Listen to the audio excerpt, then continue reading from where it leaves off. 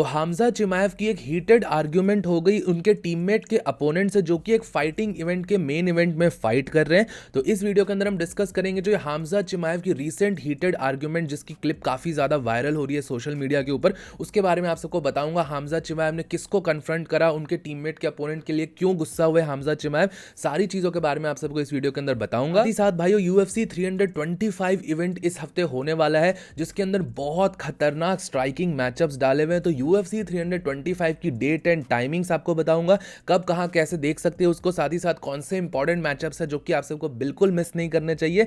और तो और भाइयों, इस वीडियो के अंदर हम डिस्कस करने वाले हैं कॉनर मैकग्रेगर के कमबैक से रिलेटेड सारी अपडेट्स निकल के आई है। बहुत पॉजिटिव अपडेट्स खुद कॉनर मैकग्रेगर ने यहां पर दिए। उनका ऐसा कहना है कि वो 100% कमबैक करने वाले हैं UFC के अंदर, और एक बहुत मेटिकुलस ट्रेनिंग वो यहां पर स्टार्ट करने वाले हैं इस फाइट के लिए। तो क्या क्या कॉनर मैकग्रेगर ने अपने कमबैक से रिलेटेड बताया, सारी चीजें मैं आप सबके साथ शेयर करूंगा इस वीडियो के अंदर। लेकिन भाई उससे पहले आप सबको वीडियो को लाइक करना है, चैनल को सब्सक्राइब करना है अगर आप सबको UFC कॉम्बैट स्पोर्ट्स का ऐसा ही कंटेंट हिंदी में देखना पसंद है। तो सबसे पहले UFC 325 की टाइमिंग्स यहां पर डिस्कस करते हैं। तो UFC 325 इस हफ्ते वापस से दो back to back pay per view events आप सबको देखने को मिलेंगे। लास्ट संडे UFC 324 हुआ था, और इस संडे, आने वाले संडे को UFC 325 इवेंट होगा, जिसकी डेट होगी इंडिया के अंदर 1 फरवरी 2026। बहुत जगह पे पोस्टर्स वगैरह में आप सब 31 जनवरी देखोगे, लेकिन इंडिया के अकॉर्डिंग या इंडिया के किसी भी नेबरिंग कंट्री में हो, तो आपके लिए यहाँ पर 1 फरवरी को यहाँ पर ये इवेंट होने वाला है। और इसकी मेन कार्ड की टाइमिंग, जो सबसे इंपॉर्टेंट फाइट्स है, वो सुबह के 7:30 बजे से स्टार्ट हो जाएगी इंडिया के अकॉर्डिंग। मैं फिर से रिपीट कर देता हूं भाइयों, 1 फरवरी संडे सुबह 7:30 बजे से ये इवेंट स्टार्ट हो जाएगा। और कैसे देखना, मैंने आप सबको बहुत बार बता रखा है।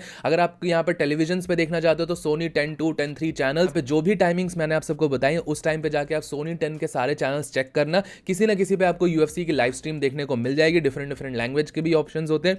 बाकी फोन और अपने टैबलेट्स वगैरह पे देखना है तो आप सबके लिए सोनी लिव का मेथड सबसे बेस्ट तरीका है। एक छोटी सी सब्सक्रिप्शन फी लगती है, बट उसके अकॉर्डिंग आप सबको UFC की लाइव स्ट्रीम देखने को मिलती है। साथ ही साथ सोनी लिव की पूरी कंटेंट लाइब्रेरी आपको 1 महीने के लिए मिल जाएगी, वो सबसे बेस्ट तरीका है। बाकी कुछ और मेथड्स इसमें आप फ्री में भी देख सकते हो। एयरटेल एक्सट्रीम अगर आपके पास है, कुछ ऐसे पैक्स हैं एयरटेल के जिसमें आप रिचार्ज कराओगे, एक बड़ा पैक होता है, उसमें अगर आप रिचार्ज करोगे तो आपको एयरटेल एक्सट्रीम फ्री में मिल जाता है। उसमें आप सबको लाइव स्ट्रीम देखने को मिलेगी UFC की। जियो टीवी भी एक तरीका है, जियो टीवी पे भी दिखाई जाती है कभी कभार, बट ये सारे थोड़े रिलायबल मेथड्स नहीं है, कभी आपको दिखाते हैं कभी नहीं दिखाते। बेस्ट आपके लिए सोनी लिव ही रहने वाला है। कि भाइयों, आई होप आप सबकी सारे डाउट्स यहाँ पे क्लियर हो गए होंगे टाइमिंग से रिगार्डिंग। बाकी जिसको प्रेडिक्शंस करनी है UFC 325 की, आप सबको अगर लगता है कि ये फाइटर जीतने वाला है, इस पे कॉन्फिडेंट हो, और आप सबको अगर प्रेडिक्शंस डालनी है, तो आप सब मेरे टेलीग्राम चैनल को ज्वाइन कर सकते हो। वहां पर आप सबको सारी डिटेल्स मिल जाएंगी रिगार्डिंग फाइट प्रेडिक्शंस, मेरे क्या प्रेडिक्शंस है, मैंने कौन से फाइटर्स को चूज करा है, सारे अपडेट्स मैं यहाँ पे टेलीग्राम चैनल पे अपडेट कर देता हूं। तो आप सब मेरे टेलीग्राम चैनल को जरूर से ज्वाइन कर लीजिएगा, उसका लिंक आप सबको नीचे पिन कमेंट्स में मिल जाएगा। भाइयों, बात करते हैं यहाँ पर UFC 325 की कौन सी फाइट्स आप सबको देखनी चाहिए। अब देखिए, मैंने देखा था कि रिसेंट कुछ टाइम्स में यहाँ पर आप सबकी ये कंप्लेंट्स थी कि UFC रेसलिंग बेस्ड मैचअप्स बहुत सारे बनाने वाले। तो मुझे पर्सनली लगता है कि आप सबकी यही सारी कंप्लेंट्स सुन के डेना वाइट ऐसे कुर्सी पे बैठा और उसने बोला एक इवेंट तो मैं ऐसा बनाऊंगा जिसमें एक भी रेसलिंग बेस्ड फाइटर नहीं डालूंगा। और UFC 325 उसी तरीके का इवेंट है। बेनोआ सेंट डेनी को छोड़ के, वो भी रेसलिंग कम ही करता है, वो भी बहुत अग्रेसिव फाइटर ही है, उसको छोड़ के कोई भी ऐसा रेसलिंग बेस्ड फाइटर आप सबको देखने को नहीं मिलेगा मेन कार्ड के अंदर। सारे striking based fighters, boxer, kick boxers भरे पड़े हैं, और उनकी फाइटिंग बहुत ही ज्यादा खतरनाक तरीके से जाने वाली है। आप लिटरली मेन कार्ड की फर्स्ट फाइट देखो, जिसमें किलियन सालकिल्ड की फाइट होने वाली है। और किलियन सालकिल्ड ने लास्ट ईयर कितना धूम मचाया है UFC के अंदर, आप सबको ये पता है। ऑब्वियसली उसने इंडियन फाइटर अंशुल जुबली को हराया, ये सुन के बहुत ज्यादा बुरा लगता है। उसने अंशुल जुबली को राउंड 1 में स्टॉप करा। फिर उसके बाद नासरात हाकपरस्त का इतना खतरनाक नॉकआउट निकाला था लेग किक से, वो सब आप बिल्कुल नहीं भूले होगे और भूल भी नहीं सकते हो, इतना खतरनाक नॉकआउट था। और वो कमबैक करने वाला है। लिटरली उसने जिस तरीके से क्लाइंब करा है, अंशुल जुबली के साथ ही उसने डेब्यू करा था, इसी कितने बड़े इवेंट का मेन कार्ड में यहाँ पर पहुंच चुका है। तो डेफिनेटली किलियन सालकिल की एक तगड़ी फाइट है जो कि आप बिल्कुल मिस नहीं कर सकते। लाइट वेट डिवीजन का एक बहुत खतरनाक कंटेंडर ये निकल के आ रहा है। फिर भाइयों, लाइट वेट डिवीजन में जो अगले 2 मैचअप्स है वो बहुत ज्यादा खतरनाक है। सारे स्ट्राइकर्स को बहुत सही मैच मेकिंग करेगी। इस इवेंट के लिए पर्सनली मुझे ऐसा लगता है UFC ने खतरनाक मैच मेकिंग करी है। मॉरिसियो रफी और रफाएल फिजीव की यहाँ पे फाइट होने वाली है। दोनों ही खतरनाक स्ट्राइकर्स माने जाते हैं। रफाएल फिजीव हम सबको पता है बहुत ज्यादा अपकमिंग टाइम पे बहुत डेंजरस स्ट्राइकर माना जा रहा था, अभी भी बहुत डेंजरस है, थोड़ा टाइटल कंटेंशन से दूर चला गया, बट स्ट्राइकिंग अभी भी इसकी बहुत खतरनाक है। कोई रेसलिंग वगैरह आपको देखने को नहीं मिलेगी। और मॉरिसियो रफी, जिसको लाइट वेट डिवीजन का kind of Brazilian Conor McGregor बोला जाता है, वो इस टाइम पे फाइट करने वाला है। अपनी लास्ट फाइट में उसने बॉबी ग्रीन को स्पिनिंग व्हील किक से फिनिश किया था। लिटरली भाइयों, टेक्केन गेम की तरह उसने यहाँ पर फिनिशेस निकाले हैं यूएफसी के अंदर, तो डेफिनेटली बहुत ज़्यादा मजा आएगा ये फाइट देख के भी। फिर को मेन इवेंट में डैन हुकर वर्सेस बेनोआ सेंट डेनी की फाइट होने वाली है। अब बेनोआ सेंट डेनी अच्छा रेसलर है, बट मैंने उसको ज़्यादा रेसलिंग करते हुए देखा नहीं है। वो बहुत अग्रेसिव फाइट करता है, जल्दी फाइट फिनिश करने की कोशिश करता है और डैमेज बहुत ज़्यादा इन्फ्लिक्ट करता है अपने अपोनेंट पे। लेकिन उसका अपोनेंट इस टाइम पे डैन हुकर है, उसको लोग हर टाइम अंडर एस्टिमेट करते हैं, बहुत लोग काउंट आउट करते हैं, बहुत ज़्यादा हाईली स्किल्ड फाइटर नहीं है। लेकिन एक चीज़ उसकी बहुत खतरनाक है, वो है उसकी डैमेज लेने की कैपेबिलिटीज़। वो बहुत ज़्यादा डैमेज अब्जॉर्ब कर सकता है। तो ये फाइट एक तरीके से बैटल होगी कि बीएसडी उतना डैमेज इन्फ्लिक्ट करा के उसको टीकेओ कर सकता है डैन हुकर को, या डैन हुकर वापस से सारा डैमेज अब्जॉर्ब करके किसी तरीके से फाइट जीत जाएगा। एक रीजन है भाइयों कि इसको को मेन इवेंट में डाला गया, क्योंकि ये बहुत खतरनाक फाइट है। और इसके बाद भाइयों मेन इवेंट के अंदर Alexander Volkanovski versus Diego Lopez की फाइट होने वाली है। ऑब्वियसली ये बहुत ज्यादा सेंसिबल फाइट नहीं थी, लोगों को यहाँ पर एक्सपेक्टेड नहीं था कि डिएगो लोपेस को वापस से रीमैच मिलेगा, बट स्टिल फाइट डाल दी गई है। लोपेस हम सबको पता है बहुत ज्यादा इंटरटेनिंग फाइटर है, और सिर्फ इंटरटेनिंग फैक्टर के ऊपर ही उसको तुरंत रीमैच मिल गया है।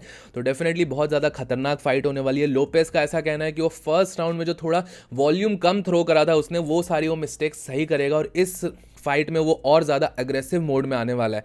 तो आप समझ सकते हो वोल्कानोव्स्की के लिए प्रॉब्लम्स भी हो सकती है। लास्ट फाइट भी ऐसा नहीं था वोल्कानोव्स्की कंफर्टेबली जीता था, कुछ भी हो सकता है रीमैच में।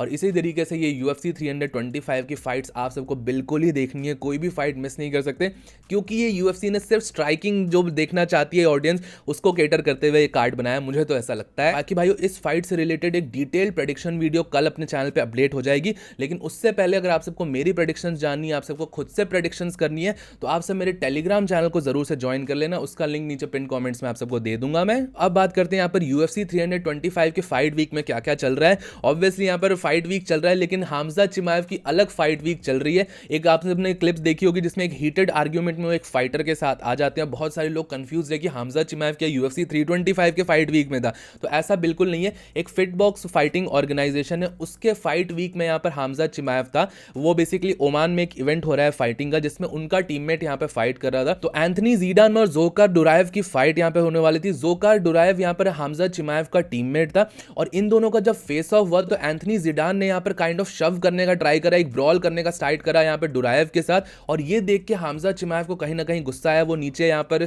मीडियाज के साथ यहाँ पर बैठे हुए थे। लेकिन जैसे ही फेस ऑफ खत्म हुआ, सिक्योरिटी इन दोनों को सेपरेट करा, हमजा चिमाएव यहाँ पर एंथनी ज़ीडान के पास जाते हैं और कुछ कुछ उसको बोल रहे होते हैं। फिर इन दोनों के बीच में थोड़ी हीटेड आर्ग्यूमेंट होती है, और हमजा चिमाएव जैसे ही थोड़ा साइड हटता है, उसके बाद एंथनी ज़ीडान यहाँ पर अपने हाथ पैर चलाने लग जाता है, हमजा चिमाएव की तरफ अटैक करने का ट्राई करता है। तो इस क्लिप में यहाँ पर यही सारी चीजें हुई। ऑब्वियसली हमजा यहाँ पर जाके यही चीज बोल रहे होंगे कि यहाँ पर इस टाइम पे फाइट करना कोई नेसेसरी नहीं है, फेस ऑफ में ब्रॉल करके कुछ नहीं होने वाला, कल आपको मौका मिलने वाला है, आप उस तरीके से जाके अच्छे से फाइट कर सकते हो वहां पर। ये सारी चीजें चल रही होंगी, और हम सबको पता है भाइयों हमजा चिमाएव किस तरीके का बंदा है। अब भाइयों जी कि आपको हमजा पसंद हो या ना पसंद हो, हमजा की ये क्वालिटी बहुत सही है कि वो फ्रेंडशिप को बहुत ज्यादा वैल्यू करते हैं।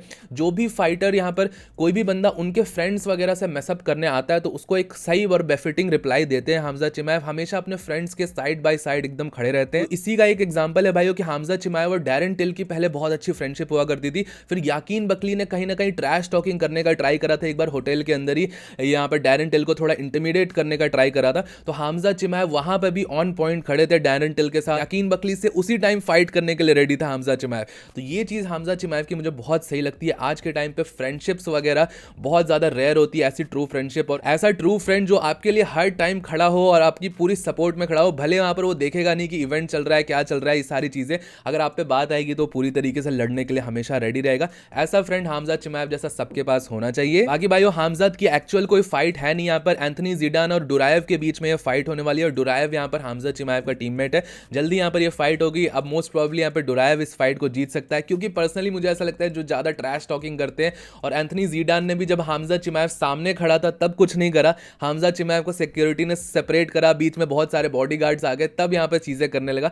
तो कहीं ना कहीं ये चीजें थोड़ी फेक दिखती है, यहाँ पर कोई फेक हाइप क्रिएट कर रहा होता है तो वो कहीं ना कहीं दिख जाता है। कि आप सबका क्या सोचना है इस बारे में, आप सब मुझे नीचे कमेंट सेक्शन में बता सकते हो। अब भाइयों बात करते हैं यहाँ पर कॉनर मैग्रेगर के बारे में। बहुत सारे लोगों का इंतजार है कि कॉनर मैग्रेगर कब यूएफसी के अंदर कमबैक करने वाले हैं। अब आप सबको पता है एक न्यूज यहाँ पर ये चल रही है कि Conor McGregor white house card पे फाइट करने वाला है। तो रिसेंटली कॉनर मैग्रेगर के जिम में एक व्लॉग चल रहा था, उनका एक क्लिप यहाँ पर बहुत ज़्यादा वायरल हो रहा है जिसमें उन्होंने ऐसा कहा है कि कॉनर मैग्रेगर 100% कमबैक करने वाले, 92% नहीं, 95% नहीं, 100% कॉनर मैग्रेगर जो कि अपनी लास्ट फाइट में था वो यहाँ पर कमबैक करने वाला है। और आप सबको जो देखने को मिलेगा कॉनर मैग्रेगर, एक प्राइम कॉनर मैग्रेगर देखने को मिलेगा। पर्सनली भाई और बहुत सारे लोग इसका रेफरेंस यहाँ पे समझे नहीं। कॉनर मैग्रेगर की जो लास्ट फाइट थी जब उसने डस्टिन पोरियर के साथ फाइट करा था, तो ये जो थर्ड फाइट थी जिसमें उसका लेग ब्रेक हुआ था, उसमें कॉनर मैग्रेगर ने सेम चीज करी थी। क्योंकि जो सेकंड फाइट थी कॉनर मैग्रेगर की जिसमें वो डस्टिन पोरियर से फाइट करा था, उसमें वो पूरी तरीके से फोकस नहीं था। ऐसा कॉनर मैग्रेगर ने कहा था कि जो सेकंड फाइट थी उसमें वो पूरी तरीके से फोकस नहीं था, अपना पूरा 100% नहीं दिया था कॉनर मैग्रेगर ने।